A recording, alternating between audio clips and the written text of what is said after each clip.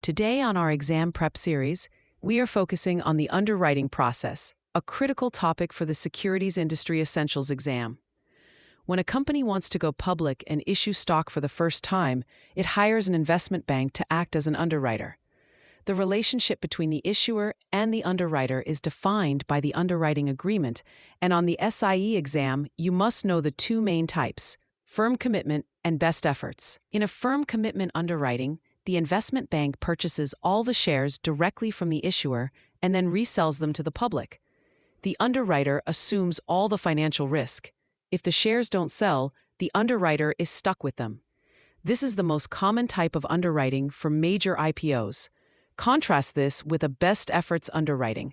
Here, the underwriter acts more like an agent, promising to do its best to sell the securities but without any guarantee.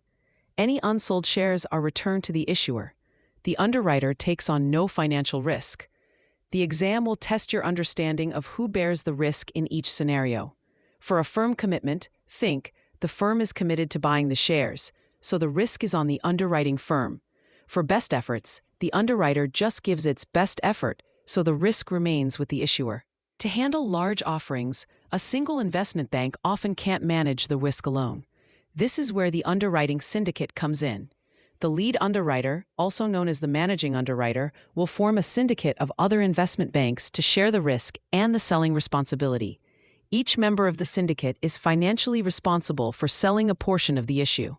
A common exam question will present a scenario where a syndicate member fails to sell its allotment and ask who is responsible.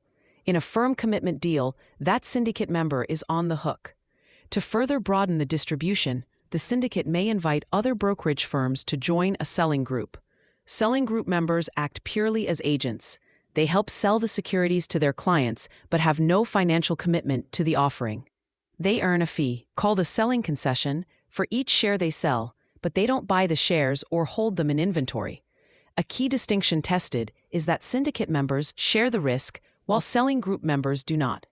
A great way to remember this is syndicate shares the stress. Selling group simply sells. The entire process is governed by securities regulations, and a crucial phase is the cooling-off period. This period begins after the company files its registration statement, or S-1, with the SEC, and ends when the SEC declares the registration effective. During this 20-day statutory period, no sales of the security can be made. However, underwriters are allowed to gauge investor interest. They can distribute a preliminary prospectus, often called a red herring, which contains key information about the offering but omits the final price and effective date. They can also take indications of interest, which are non-binding expressions of a desire to purchase the securities once they become available. The exam often tests what is permissible during this period. You can't advertise the security, you can't recommend it, and you certainly can't sell it.